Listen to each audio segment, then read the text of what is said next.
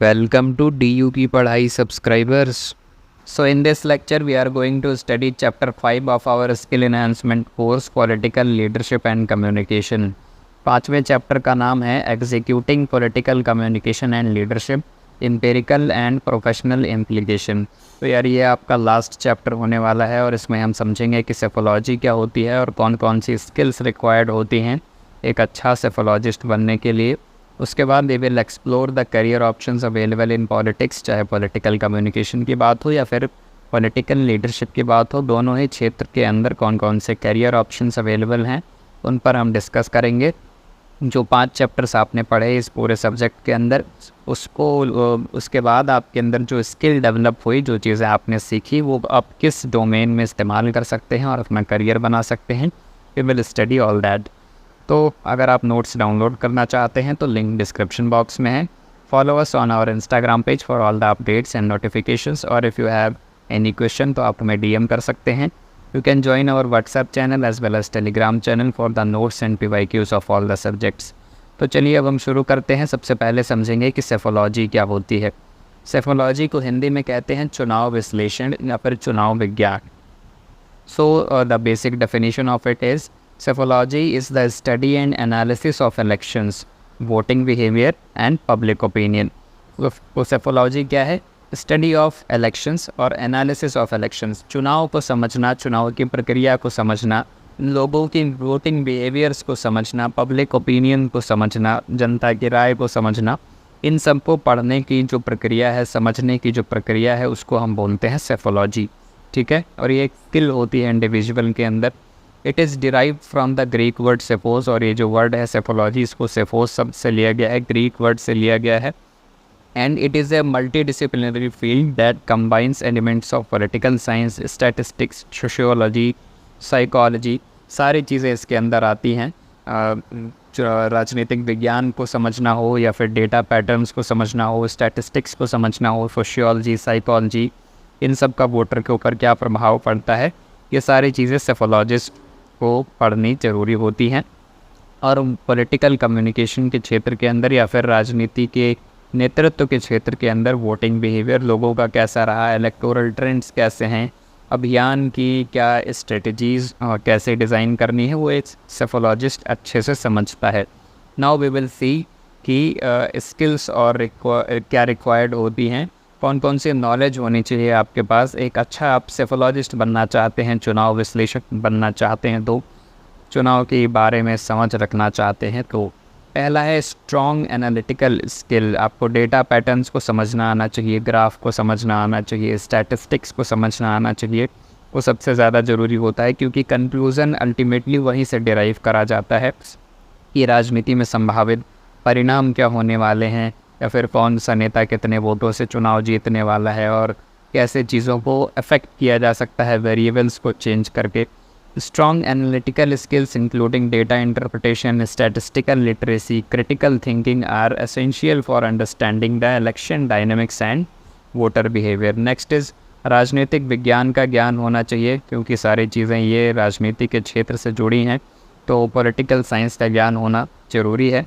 A solid foundation in political science is crucial for understanding the broader political context, institutions and process. Political process पूरा कैसे काम करता है, electoral system कैसे काम करता है, इन चीज़ों की समझ होनी चाहिए एक सेफोलॉजिस्ट बनने के लिए. पॉलिटिकल पार्टीज़ में चीज़ें कैसे काम करती हैं, पब्लिक ओपिनियन को कैसे चेंज करा जाता है, या जनता के जो बिहेवियर हैं वो किन चीज़ों को लेकर वोट देना पसंद करती है, और जनता को कैसे प्रभावित किया जा सकता है राजनीतिक डोमेन से. वो सारी चीज़ें सेफोलॉजिस्ट को समझना होता है. सेफोलॉजिकल एनालिसिस के लिए ये चीज़ें आनी आपको ज़रूरी होती हैं. Next is statistical and research skill. Research skill भी आनी चाहिए. डेटा कैसे कलेक्ट करना है, सर्वेज़ कैसे डिज़ाइन करने हैं, quantitative analysis, qualitative analysis, as well as statistical जो सॉफ्टवेयर्स होते हैं उनको कैसे इस्तेमाल करना है सेफोलॉजिकल रिसर्च करने के लिए, ताकि एक निष्कर्ष तक इलेक्टोरल जो डेटा है उसके एक निष्कर्ष तक पहुंचा जा सके. ये सारी स्किल्स आनी चाहिए एक सेफोलॉजिस्ट बनने के लिए. ठीक है. उसके बाद है प्रेजेंटेशन स्किल्स. प्रेजेंटेशन आपको आना चाहिए. क्योंकि आप सिर्फ रिसर्च करके ये चीज़ें अपने पास ही तो रखोगे नहीं, किसी को उसे समझाओगे, है ना। चाहे वो पॉलिटिकल लीडर हो या फिर मीडिया को आप अपनी बात रख रहे हो या फिर लोगों को कोई चीज़ समझाने के प्रयास कर रहे हो, तो presentation skills is important. Effective communication skills are essential for presenting psephological findings to diverse audience. चाहे पॉलिसी मेकर्स को आप प्रेजेंट कर रहे हो या फिर लीडर्स को या फिर पब्लिक को, अपनी जो बात है उसको क्लियर एंड कंसाइज वे में रखना आना चाहिए, और ताकि जो डिसीजन मेकिंग है पॉलिटिकल लीडर्स का उनको प्रभावित करा जा सके, पॉलिटिकल डिस्कोर्स को प्रभावित करा जा सके। देन प्रैक्टिकल एक्सपीरियंस आप ले सकते हैं। एक सेफोलॉजिस्ट, अच्छा सेफोलॉजिस्ट होने के लिए जो इंटर्नशिप्स प्रोवाइड करती हैं ऑर्गेनाइजेशंस या फिर जॉब वगैरह प्रोवाइड करती हैं, वहाँ पे आप थोड़े दिन काम करके सीख सकते हैं कि सेफोलॉजिस्ट, अच्छा सेफोलॉजिस्ट जो एक्सपीरियंस लोग हैं उनके साथ आप काम कर सकते हैं। Gaining practical experience through internships, research projects और working with political campaigns can enhance understanding of the real world electoral dynamics. और इसकी वजह से आपको सारी चीज़ें सीखने को मिलेंगी कि राजनीति का जो पूरा क्षेत्र है वो कैसे काम करता है, नेता अपने कैसे काम करते हैं, कैसे वो लोगों की जो बिहेवियर्स है उनको प्रभावित करने का काम करते हैं और वोट कैसे बटोरने का काम करते हैं। ठीक है, तो सेफोलॉजी की चीज़ों को कैसे प्रैक्टिस में लाया जाए, वो सारी चीज़ें समझ में आएंगी जब आप प्रैक्टिकल एक्सपीरियंस ले रहे होंगे। तो ये सारे स्किल्स हो गए सेफोलॉजिस्ट बनने के लिए। तो सेफोलॉजी क्या होती है और स्किल्स कौन कौन से रिक्वायर्ड हैं वो आपको समझ में आया होगा। चुनाव विश्लेषण, चुनाव का विश्लेषण करने को, चुनाव की प्रक्रिया को समझने के लिए, वोटर्स को समझने के लिए स्टडी करी जाती है सेफोलॉजी की। तो अब हम कुछ सेफोलॉजिस्ट और उनके कंट्रीब्यूशन के बारे में बात करेंगे। अमेरिका में एक फेमस सेफोलॉजिस्ट हुए, नेट सिल्वर उनका नाम है, और इन्होंने 2008 और 2012 में यूनाइटेड स्टेट्स के प्रेसिडेंशियल इलेक्शंस की एक्यूरेटली प्रेडिक्शंस करके बताई थी। तो बेसिकली जो सेफोलॉजिस्ट्स होते हैं ये जब इलेक्शंस ख़त्म हो जाते हैं या फिर इलेक्शन से पहले अपनी एनालिसिस करके बताते हैं कि इलेक्शन का जो संभावित परिणाम है क्या हो सकता है, कौन पार्टी चुनाव जीत सकती है या फिर कितनी सीट्स आ सकती हैं किसी पार्टी को इलेक्शंस में। इंडिया में अगर बात करी जाए तो प्रणॉय रॉय एनडीटीवी के फाउंडर हैं, इनको फादर ऑफ इंडियन सेफोलॉजी भी कहा जाता है। तो शुरुआत में टेलीविज़न चैनल्स के ऊपर इलेक्शंस की एनालिसिस करनी इन्होंने ही स्टार्ट करी, तो इनको ही क्रेडिट दिया जाता है इंडियन सेफोलॉजी में चीज़ों को इंट्रोड्यूस करने का। और फिर योगेंद्र यादव इसमें एक बहुत ही फेमस नाम है, ये अब पॉलिटिशियन बन चुके हैं, पहले ये सेफोलॉजिस्ट थे, ऑर्गेनाइजेशंस के लिए काम करते थे, लेकिन अभी ये पॉलिटिशियन हैं। लेकिन अभी भी ये कुछ ना कुछ प्रेडिक्शंस अपनी कभी कभार देते रहते हैं। तो पहले ये आम आदमी पार्टी में थे, बट बाद में इन्होंने अपने 2016 में अपनी खुद की पॉलिटिकल पार्टी लॉन्च करी, स्वराज इंडिया नाम से। प्रशांत भूषण के साथ मिल करके, ये एक वरिष्ठ वकील हैं प्रशांत भूषण, और दोनों ही लोग, योगेंद्र यादव और प्रशांत भूषण, ये एंटी करप्शन एक्टिविस्ट रहे हैं, आम आदमी पार्टी में रहे हैं। नाउ दोनों ही लोग स्वराज इंडिया पार्टी को रन कर रहे हैं। He has carried out many successful pre-poll and post-poll analysis। 2024 में लोकसभा इलेक्शंस के अंदर जब सारी पॉलिटिकल जो ऑर्गेनाइजेशंस हैं या फिर मीडिया ऑर्गेनाइजेशंस हैं, ये सारे लोग बता रहे थे कि एनडीए को 400 प्लस सीटें आने वाली हैं, बीजेपी जो है वो 350 से ज़्यादा सीटें जीत करके आएगी लोकसभा में। लेकिन सबकी प्रेडिक्शंस गलत साबित होती हैं, और इन्होंने भी अपनी प्रेडिक्शन दी थी कि बीजेपी को 240 से 260 सीटें मिल सकती हैं और कांग्रेस को 90 से लेकर 100 सीटों के बीच में आ सकती है लोकसभा में। इनकी जो एनालिसिस थी वो ऑलमोस्ट करेक्ट साबित हुई, और ऑफिशियल इलेक्शन रिजल्ट जब आया तो बीजेपी को 240 सीट मिली और कांग्रेस को 99 सीट्स मिली। तो इस तरीके से ये सेफोलॉजिस्ट होते हैं, अपनी एनालिसिस करके बताते हैं, और इनकी भविष्यवाणियाँ जो है, एनालिसिस जो है वो गलत भी साबित हो जाती है कई बारी, और कई बारी सही भी साबित हो जाती है। अब हम कुछ देखेंगे कि करियर्स क्या हो सकते हैं पॉलिटिकल कम्युनिकेशन और पॉलिटिकल लीडरशिप में। तो पहले हम राजनीति के संचार के क्षेत्र में बात करते हैं। इसमें फर्स्ट पोस्ट है पॉलिटिकल स्ट्रेटजिस्ट की। आप पॉलिटिकल स्ट्रेटजिस्ट बन सकते हैं, हिंदी में कहते हैं इसको राजनीतिक रणनीतिकार। रोल्स एंड रिस्पॉन्सिबिलिटीज़ की बात करी जाए तो इसमें developing and implementing campaign strategies, advising candidates, organisations on messaging and tactics. तो जो पॉलिटिकल स्ट्रेटजिस्ट होते हैं, इनका काम होता है कि जो भी अभियान हैं पॉलिटिकल पार्टीज़ के, जो कैंपेन्स होते हैं उनको मैनेज करना, वो कौन कौन से कैंपेन्स लॉन्च करे जाएं ताकि इलेक्शंस में पार्टीज़ को जीत मिले या फिर पार्टी ज़्यादा पॉपुलर हो, कैंडिडेट्स को सलाह देना, भाषण में क्या बोलना है, कौन से मुद्दों को उठाना है, ऑर्गेनाइजेशंस को मैनेज करना, एडवर्टीज़मेंट में क्या चीज़ें दी जाएंगी, पोस्टर्स वगैरह में क्या चीज़ें लिखनी चाहिए, नारे लिखना, ये सारा काम पॉलिटिकल स्ट्रेटजिस्ट का होता है और यही पूरी रणनीति बनाते हैं इलेक्शंस को लेकर के किसी भी पॉलिटिकल पार्टी के लिए। ठीक है, स्किल्स एंड क्वालिफिकेशन रिक्वायर्ड, इसमें कम्युनिकेशन स्किल्स आनी चाहिए, पॉलिटिकल लैंडस्केप की समझ होनी चाहिए, डेटा पैटर्न्स को एनालाइज कर पाना आना चाहिए, ट्रेंड्स को समझना आना चाहिए, और आप किसी भी पॉलिटिकल कैंपेन्स में पार्टीज़ के साथ में काम कर सकते हैं। कंसल्टिंग फर्म्स में भी आप काम कर सकते हैं या फिर एडवोकेसी ऑर्गेनाइजेशंस में भी पॉलिटिकल स्ट्रेटजिस्ट की ज़रूरत होती है। एक बहुत ही फेमस नाम है पॉलिटिकल स्ट्रेटजिस्ट के अंदर प्रशांत किशोर का, जो अभी बिहार में काम कर रहे हैं। अभी तो ये नेता बन चुके हैं, लेकिन पहले ये पॉलिटिकल स्ट्रेटजिस्ट थे। डिफरेंट पार्टीज़ के लिए इन्होंने काम किया है। 2014 में नरेंद्र मोदी जी को चुनाव जिताने के लिए भी इन्होंने काम किया है।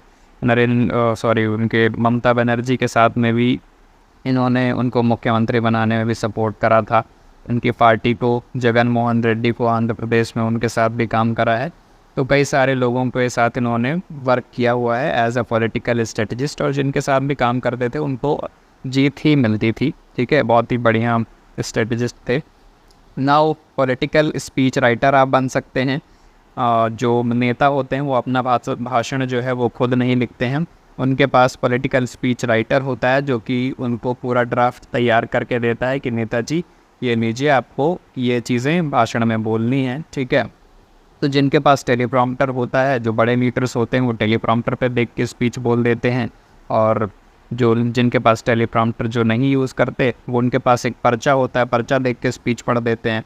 तो रोल्स एंड रिस्पॉन्सिबिलिटीज, इसमें आप स्पीच लिखते हैं, टॉकिंग पॉइंट्स क्या होंगे, जब दो बड़े देशों के लीडर आपस में बात करते हैं तो किन चीज़ों पे बात करी जाएगी, ये सारा काम पॉलिटिकल स्पीच राइटर का होता है। रिटर्न मटेरियल्स फॉर कैंडिडेट्स या फिर इलेक्टेड ऑफिशियल्स, जो बड़े लेवल के ऑफिसर्स होते हैं, सेक्रेटरी लेवल के, उन सभी के लिए स्पीच जो है पॉलिटिकल स्पीच राइटर भी लिखता है। ठीक है, तो अच्छी राइटिंग स्किल होनी चाहिए आपको, कॉम्प्लेक्स आइडियाज़ को आसान भाषा में समझाना आना चाहिए, पॉलिटिकल इश्यूज़ को समझना आना चाहिए, मैसेजिंग कैसे करनी है, ये सारी चीज़ें आना चाहिए।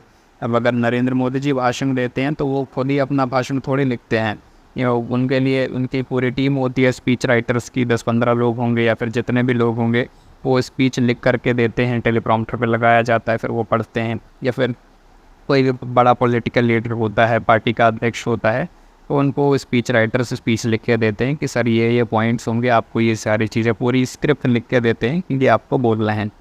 ठीक है, next is public relation specialist आप बन सकते हैं। कम्युनिकेशन के क्षेत्र के अंदर ही आता है ये।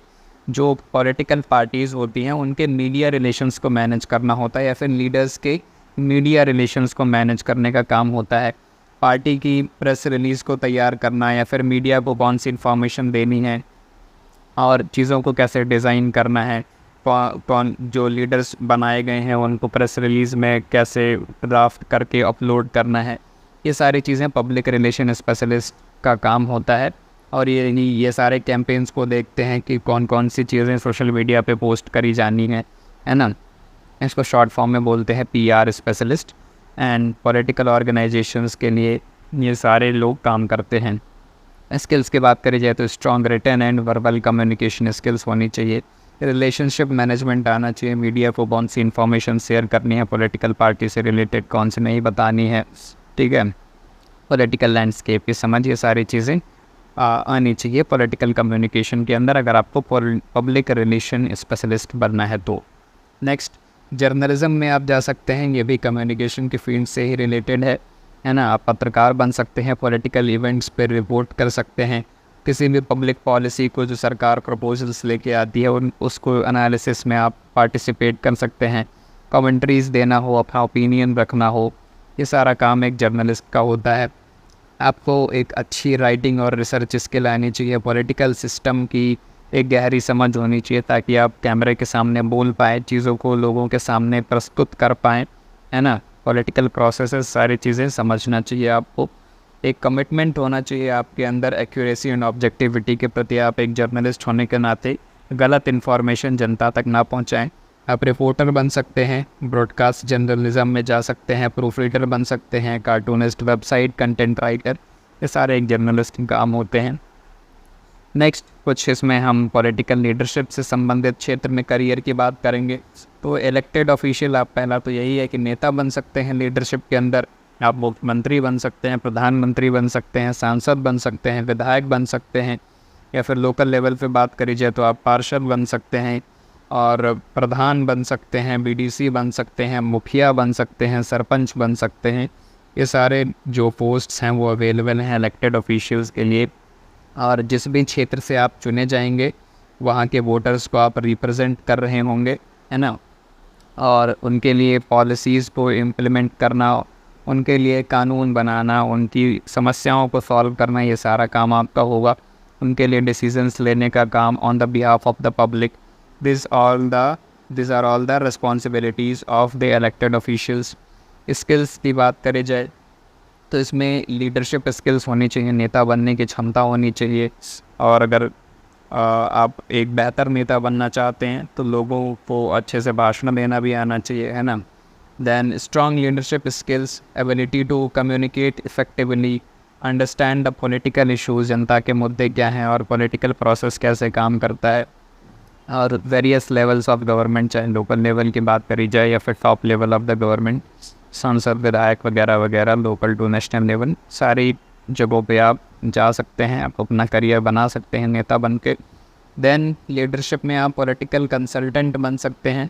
जो नेता होते हैं इनके पास अपने प्राइवेट पॉलिटिकल कंसल्टेंट होते हैं, राजनीतिक सलाहकार होते हैं, जो कि राजनीति से संबंधित क्षेत्रों को लेकर के इन्हें सलाह देते हैं। अब इतना नेता ज्ञानी तो होता नहीं है ना, इतना समझदार तो होता नहीं है, नेता अक्सर अनपढ़ होते हैं, तो उनके पास पॉलिटिकल कंसल्टेंट होते हैं।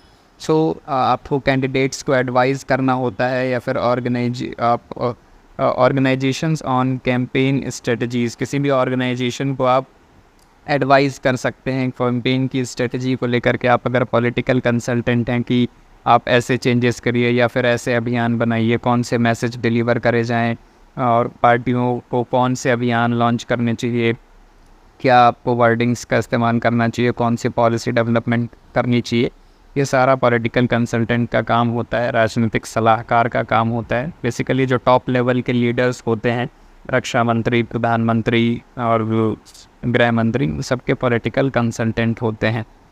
देन आपको इसमें एनालिटिकल स्किल्स आनी चाहिए, चीज़ों की समझ होनी चाहिए, बेसिकली पॉलिटिकल लैंडस्केप्स रिलेटेड, राजनीतिक क्षेत्र से संबंधित।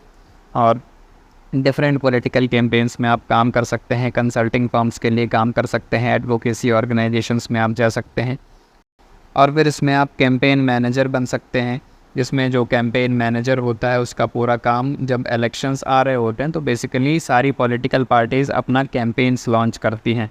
जैसे 2024 में बीजेपी ने अपना कैंपेन लॉन्च करा कि जो है विकसित भारत के नाम से। कांग्रेस कह रही थी कि जो है संविधान बचाओ, ठीक है। तो ये सारे कैंपेन्स होते हैं और लोगों तक ये बात कैसे पहुंचानी है, वो एक जो काम है वो कैंपेन मैनेजर देखता है। एंड पॉलिटिकल कैंपेन से रिलेटेड चीज़ों को डिज़ाइन करना, स्ट्रेटजी बनाना, स्टाफ में कौन कौन से लोगों को रखना है, बजटिंग को कैसे मैनेज करना है, कौन सा मैसेज डिलीवर करा जाएगा, ये सारा काम कैंपेन मैनेजर का होता है। इसके लिए स्ट्रॉन्ग लीडरशिप स्किल की रिक्वायरमेंट होती है, ऑर्गेनाइजेशनल स्किल्स होनी चाहिए, मल्टीपल टास्क को सेम टाइम पे आप मैनेज कर सकें। ये सारी स्किल्स को जो है आपको बेटर करना होगा। और पॉलिटिकल कैंपेन्स में आप कैंपेन मैनेजर बन सकते हैं, या फिर कंसल्टिंग फर्म्स में या फिर पॉलिटिकल पार्टीज़ के साथ में आप काम कर सकते हैं। तो ये सारे हैं ऑप्शंस अवेलेबल। आई होप आपको सारी चीज़ें समझ में आई होंगी और आप किसी भी क्षेत्र में जा सकते हैं, नेता बन सकते हैं, विधायक बनिए, सांसद बनिए, मुखिया बनिए, प्रधानमंत्री बनिए, कुछ भी करिए, ठीक है। तो चलिए, आई थिंक सारी चीज़ें क्लियर होंगी। ये पूरा 5 चैप्टर था, 5 चैप्टर हमने डिटेल में पढ़ लिया है। नोट्स आप डाउनलोड कर सकते हैं, लिंक डिस्क्रिप्शन में है। आप हमें टेलीग्राम चैनल पे या फिर व्हाट्सएप चैनल पे भी फॉलो कर सकते हैं, लेक्चर्स और नोट्स वहाँ पे भी मिल जाएंगे। इंस्टाग्राम पेज को भी आप फॉलो कर सकते हैं। तो चलिए, हम वीडियो को यहीं पे समाप्त करते हैं। So please give your suggestions and feedback in the comment. This is the end of the video. Thank you, have a nice day.